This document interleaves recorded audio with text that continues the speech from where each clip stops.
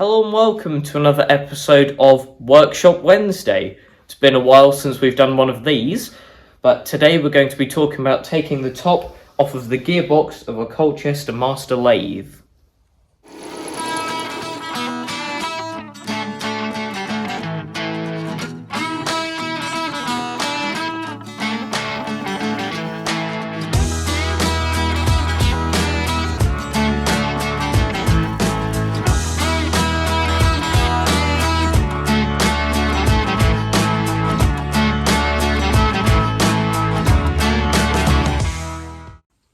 We'd been contacted by someone who was struggling somewhat with getting the top off of their Colchester Master lathe, and there's no substitute really to seeing something done visually compared to kind of trying to explain something in a message. So we thought we would do this as a quick video. They were kind of starting to do all of the right things.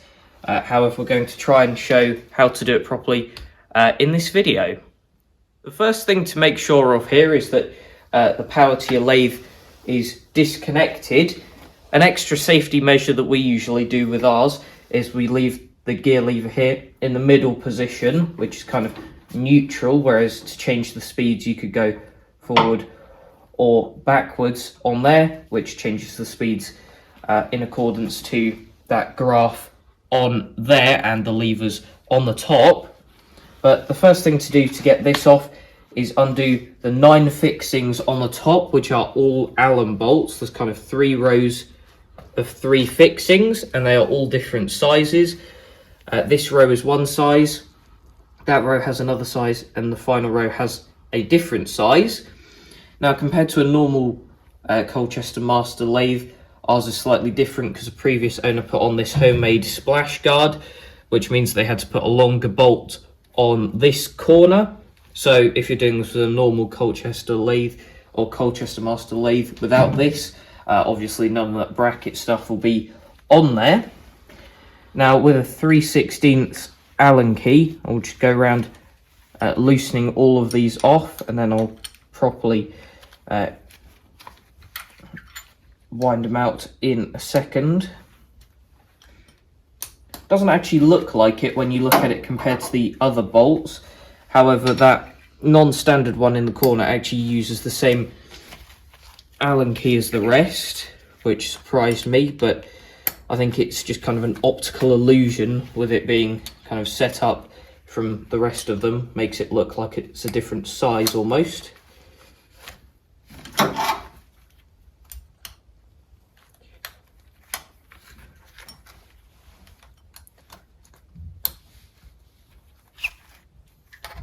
We've now loosened off all of the bolts. We did take out this back one so that we could kind of move this splash guard out of the way so that we could get to everything else a bit easier. Now, when I said all of them are different sizes, you can kind of see that now. The ones at the back are the shortest. Then the ones at the front are kind of the medium size, or length, I should say. Then in the middle are the longest bolts. Now that we have them all undone, we can kind of take them all out and lay them out on a bench so we know where everything went when it comes to putting everything back together. All of the fixings are out now, and if we look at moving this using a hammer, which is soft faced to protect the paint of the lathe, then as you can see, feels rigid and isn't going anywhere. But there are these 2 levers here which have pins underneath them which go into these holes to select the different gear ratios. Now if we move that to the middle, the pins kind of aren't acting as locators in those holes, and then if we hit this,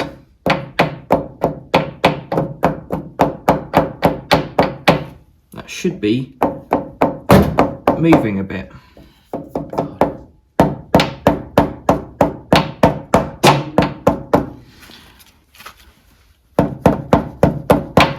Like so. Obviously, the best place to hit it wouldn't be on these circle bits because the distance between the hole and the edge of the material is minimal compared to if you hit it there where it's a solid bit of material. Probably put less stress on this top part. But I believe if you keep hitting that, we should be able to get the top off. Now we've kept tapping it forward a bit, and it is now clear of those grooves on there. Now, if tapping doesn't kind of get you to this stage, there's probably a few different reasons for that. It could be that the grooves on there on your lathe are deeper than ours, and therefore the pins kind of dig in more and act as a locator. Now, a way of combating that is probably to take this part off, which we've never done before, so not fully sure how possible it is, but you can see the hex shape of a nut in there. So if you had a very thin spanner, you could probably undo that handle part and possibly get the pin out. So then there's no locator on the top. Then it would just be possibly gasket sealant if it's been off before and someone had sealed it properly with some gasket sealant, or if your lathe's been repainted, the paint over the edges might be enough just to kind of hold it all together. But eventually tapping should get you to around this stage. Once you're at this stage, now you can pretty much just pull this off. So you want to be pulling it forward until it clears those levers, and then lift it up so that we clear the gear selector on the front. Make sure you've got a good hold of it since it's cast. And now we can have a look at the surfaces on this. As you can see, there's absolutely no locating holes. All of those holes on there are simply the bolt holes for the Allen bolts that we've already taken off earlier in the video. Then on the top of the gearbox, you can see again there's no locating pins or holes or anything, so it is just those bolts you have to undo to take it off and then get over any friction. There are remnants of a gasket kind of around the outside, however I'm sure that's kind of disintegrated, seeing as this is a 50s machine tool. And good to see that our gears are actually in quite good condition. Now that we have the top off, let's talk about kind of what's going on in here, just out of interest, and also why we've had this off before. Now, Colchester lathes are renowned, or have got a reputation for being quite noisy in the headstock, which ours is very noisy in the headstock. And a while back, to test this out a bit, we kind of took the top off and we moved this into the neutral position where this is now, meaning that the headstock, or you can turn the chuck and none of the other gearing moves. And we started up the lathe, being very careful that nothing was close to it, and we still maintained a decent amount of our noise, which leads us to believe that most of the noise is coming from the gears back here rather than anything connected to this shaft that connects to the chuck. Now, when it comes to gear selection, all of these are straight cut gears, which means sometimes the alignment doesn't fully work. You can move this lever either to the front or the back. You saw there that shaft kind of moved to line up, but sometimes you have to kind of move the chuck to get it to line up better. Now, as well as that, at the back you can see this lever, and that's exactly what I meant by having to move the gears to get them to align. Can either go into that position or that position there, and then this other lever can either be where it is, where those two gears kind of mesh into each other, or you can move that apart so that gear goes onto that gear there. Again, usually that will take a tiny bit of jiggling about on the chuck just to get all of the straight gears to line up.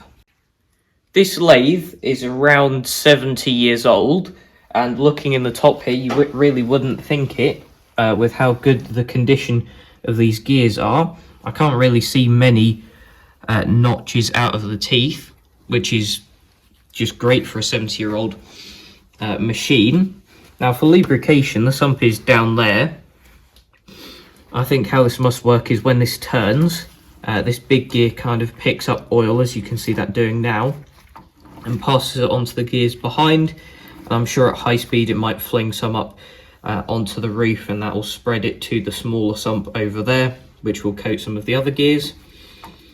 and that's kind of how all the lubrication system stuff would have been kind of passed around, as you can see there. But I'm happy to be corrected on that because I'm not fully sure how this works.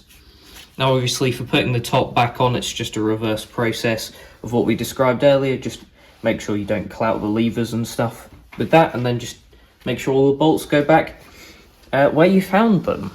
So I hope this video helped the viewer that requested this and anyone else that comes to need this in future. But that is it for this video, so thanks for watching, and I'll see you in the next episode of Workshop Wednesday. Bye.